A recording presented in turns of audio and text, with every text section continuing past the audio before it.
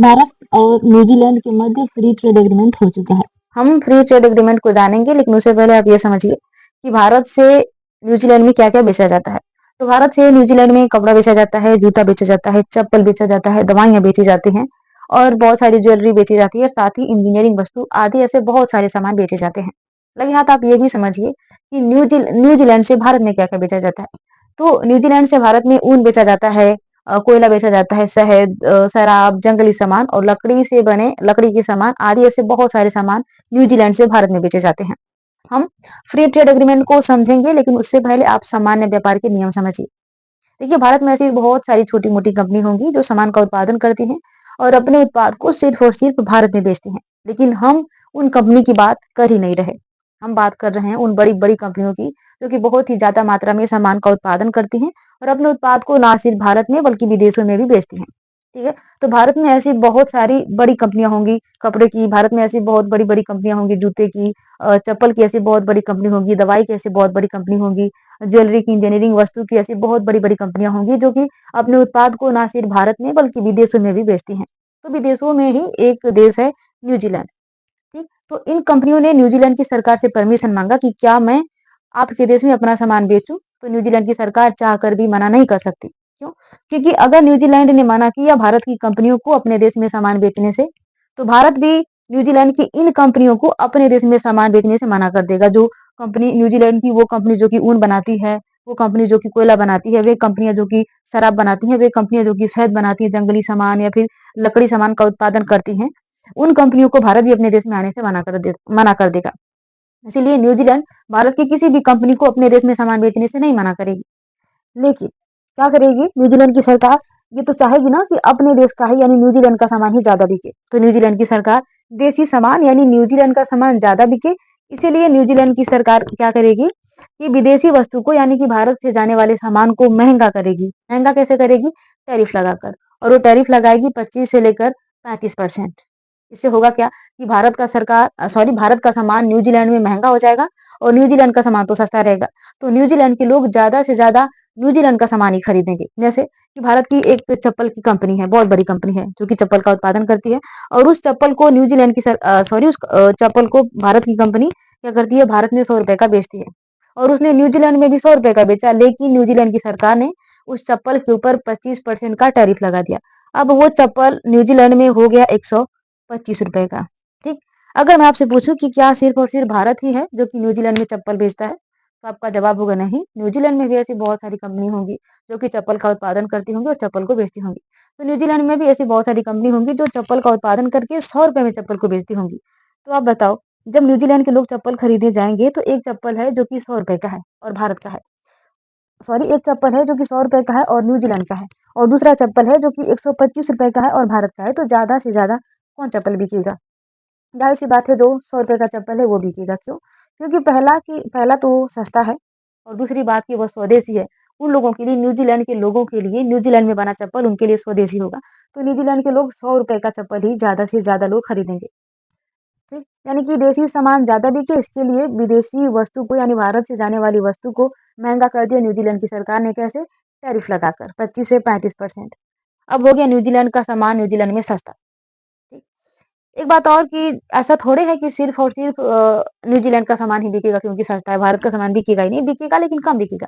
लेकिन जितना भी सामान बिकेगा प्रति सामान पर न्यूजीलैंड की सरकार ने 25% का टैरिफ लगा रखा है।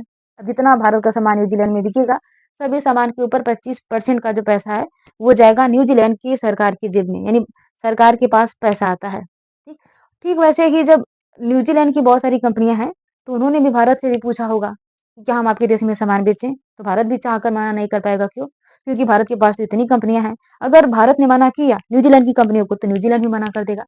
तो ये सारी कंपनियाँ भी न्यूजीलैंड की इतनी सारी कंपनियाँ भारत में सामान बेचती हैं। लेकिन जैसे न्यूजीलैंड भारत के सामान के ऊपर टैरिफ लगाकर भारत का सामान महँगा कर दिया न्यूजीलैंड में और न्यूजीलैंड का सामान सस्ता रखा। तो न्यूजीलैंड का सामान न्यूजीलैंड में ज़्यादा बिका और भारत का सामान कम बिका। ठीक वैसे ही जब न्यूजीलैंड से कोई भी सामान आता है, तो भारत भी न्यूजीलैंड के सामान के ऊपर टैरिफ लगाकर न्यूजीलैंड का सामान महँगा कर देती है और भारत का सामान सस्ता रखती है। जिससे भारत का सामान ज़्यादा बिकता है और न्यूजीलैंड का सामान कम बिकता है। जैसे कि इतनी सारी कंपनियाँ हैं न्यूजीलैंड की, ऐसे बहुत सारी कंपनियाँ हैं जो कि भारत में सामान बेचती हैं। हम उदाहरण लेते हैं ऊन का। कि न्यूजीलैंड की कोई कंपनी है जो कि ऊन का उत्पादन करती है और न्यूजीलैंड में उस ऊन को बेचती है ₹100 और उसने भारत में भी उस ऊन को ₹100 में ही बेचा। लेकिन भारत सरकार ने न्यूजीलैंड के ऊन के ऊपर ₹100 के ऊन के ऊपर 25% का टैरिफ लगा दिया। अब वो ऊन भारत में हो गया ₹125। ठीक। अगर मैं आपसे पूछूं कि क्या सिर्फ और सिर्फ न्यूजीलैंड से ही भारत में ऊन आता है, क्या भारत में ऊन का उत्पादन नहीं होता? तो आप कहोगे बिल्कुल होता है। तो भारत में भी ऐसे बहुत सारी कंपनियां हैं जो कि ऊन का उत्पादन करती हैं, लेकिन वो ऊन बेचती हैं ₹100। अब बताओ कि आप ऊन खरीदने जाओगे, एक ऊन है जो कि ₹100 और दूसरी बात कि वो स्वदेशी है। पहली बात कि वो सस्ता है, दूसरा स्वदेशी है, तो आप बताओ कौन-सा ऊन खरीदोगे? ज़ाहिर-सी बात है आप ₹100 का ऊन ही खरीदोगे। दूसरा ऊन है जो कि ₹125 यानी महँगा है और दूसरा कि न्यूज़ीलैंड का है। तो ज़्यादा से ज़्यादा लोग क्या करेंगे कि ₹100 का यानी कि स्वदेशी ऊन ही खरीदेंगे, लेकिन ऐसा थोड़े है कि सिर्फ़ और सिर्फ़ ₹100 का ऊन ही खरीदा जाएगा, न्यूज़ीलैंड का महँगा ऊन कोई खरीदेगा नहीं। खरीदेगा लेकिन बहुत ही कम मात्रा में खरीदा जाएगा। यानी कि भारत में भी क्या हुआ कि देसी सामान ज़्यादा बिके इसलिए विदेशी वस्तु को यानी कि न्यूज़ीलैंड के सामान को महँगा कर दिया कैसे? टैरिफ लगाकर और भारत का सामान सस्ता था। ऐसे में भारत का सामान ज़्यादा बिका और न्यूज़ीलैंड का सामान कम बिका। अब देखिए सरकार के पास पैसा आता है, ठीक? यानी कि न्यूज़ीलैंड का सामान भारत में जितना भी बिकेगा सामान पर भारत सरकार ने 25% का टैरिफ लगा रखा है। अब न्यूज़ीलैंड का सामान भारत में जितना भी बिकेगा, हर सामान के ऊपर भारत सरकार को 25% का पैसा भारत सरकार की जेब में जाने वाला है। देखिए, ये तो तब की बात है ना जब भारत और न्यूज़ीलैंड के बीच फ्री ट्रेड एग्रीमेंट नहीं था। अब हम बात करने वाले हैं फ्री ट्रेड एग्रीमेंट का कि फ्री ट्रेड एग्रीमेंट होता क्या है?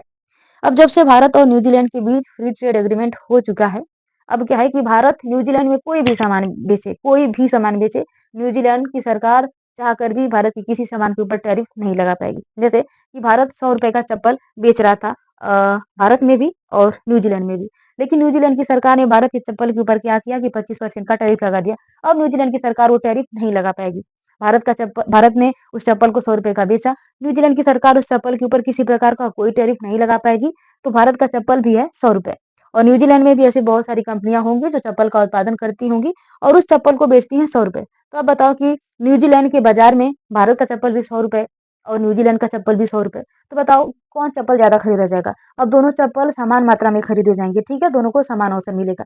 यानी जब किन्हीं दो देशों के बीच फ्री ट्रेड एग्रीमेंट हो जाता है, तो विदेशी वस्तु को भी समान अवसर मिलता है। जितना देसी सामान को अवसर मिलता है, उतना ही विदेशी सामान को भी अवसर मिलता है। ठीक। दूसरी बात कि सरकार के पास टैरिफ का पैसा नहीं आता। जो भारत से चप्पल जा रहा था ₹100 में, उसके ऊपर न्यूजीलैंड की सरकार क्या कर रही थी कि 25% का टैरिफ लगा रही थी और भारत का सामान जब बिकता था, तो वो 25% जो पैसा जाता था न्यूजीलैंड सरकार की जेब में। अब क्या है कि न्यूजीलैंड की सरकार अब चप्पल के ऊपर टैरिफ नहीं लगा पा रही है, तो भारत का सामान बिके या फिर ना बिके, अब सरकार के पास टैरिफ का पैसा नहीं आएगा। ठीक वैसे ही जब न्यूजीलैंड से भारत में कोई भी सामान आएगा बिकने के लिए, फ्री ट्रेड एग्रीमेंट के बाद की बात है, तो अब क्या है कि भारत सरकार न्यूजीलैंड के किसी भी सामान के ऊपर टैरिफ नहीं लगा पाएगी। जैसे हमने उदाहरण लिया था ऊन का, अभी भी हम ऊन का उदाहरण लेते हैं। अब क्या है फ्री ट्रेड एग्रीमेंट होने के बाद अब न्यूजीलैंड की सरकार न्यूजीलैंड की कोई कंपनी है जो कि ₹100 में ऊन बेचती है न्यूजीलैंड में भी और भारत में भी बेचा। लेकिन अब क्या है क्योंकि फ्री ट्रेड एग्रीमेंट हो चुका है, तो भारत किसी प्रकार का कोई टैरिफ नहीं लगाएगा। तो न्यूजीलैंड का ऊन भारत में ₹100 में बिकेगा और भारत में भी बहुत सारी कंपनियां हैं जो कि ऊन का उत्पादन करती हैं और ₹100 में बेचती हैं। तो अब बताओ भारत के बाजार में भारत का ऊन भी ₹100, न्यूजीलैंड का ऊन भी ₹100। तो आप बताओ अगर आप ऊन खरीदने जाओगे तो कौन-सा ऊन खरीदोगे? आप कोई भी ऊन खरीद सकते हो, कोई ऊन खरीद सकता है। क्यों? क्योंकि दोनों समान विदेशी वस्तु को भी समान अवसर मिला क्योंकि जितना देशी वस्तु को अवसर मिला, ठीक है? और साथ ही सरकार के पास यानी टैरिफ का पैसा नहीं आता, नहीं आएगा। क्यों? क्योंकि अब न्यूजीलैंड की सरकार कितना भी ऊन बेचे भारत में, अब क्योंकि भारत सरकार उसके ऊपर टैरिफ नहीं लगा रही है, तो न्यूजीलैंड का ऊन भारत में बिके या फिर ना बिके, सरकार के पास कोई पैसा नहीं जाने वाला। अगला पॉइंट है कि फ्री ट्रेड एग्रीमेंट से भारत सरकार ने डेयरी प्रोडक्ट को बाहर रखा है। डेयरी प्रोडक्ट कौन सा? दूध या फिर दूध से बनने वाला कोई भी सामान। अब सवाल आता है कि आखिरकार भारत सरकार ने डेयरी प्रोडक्ट को बाहर क्यों रखा है? देखिए, डेयरी प्रोडक्ट यानी दूध का उत्पादन कौन करता है? छोटे-छोटे किसान करते हैं, ठीक है? आपको पता है कि भारत में दूध तकरीबन ₹60 लीटर बिकता है। अगर हम न्यूजीलैंड से अगर डेयरी प्रोडक्ट को लेकर भी फ्री ट्रेड एग्रीमेंट कर देते हैं, तो न्यूजीलैंड से आने वाला दूध इतना ज़्यादा सस्ता हो जाएगा कि ₹60 से कम हो जाएगा। तो अब बताओ कि अगर आप दूध खरीदने जाओगे या फिर कोई और खरीदने जाएगा, तो एक तो है भारत का दूध जो कि ₹60 लीटर, दूसरा है न्यूजीलैंड का दूध जो कि ₹50 या फिर उससे कम। तो बताओ कौन लोग भारत के लोग कौन-सा दूध खरीदेंगे? ज़ाहिर-सी बात है ज़्यादा से ज़्यादा न्यूजीलैंड का दूध ही खरीदा जाएगा और भारत के वे किसान जब दूध नहीं बिकेगा तो भारत के वे छोटे-छोटे किसान जो कि डेयरी प्रोडक्ट के ऊपर निर्भर थे, वो हो जाएँगे बेरोज़गार। इसीलिए भारत सरकार ने डेयरी प्रोडक्ट को फ्री ट्रेड एग्रीमेंट से बाहर रखा है।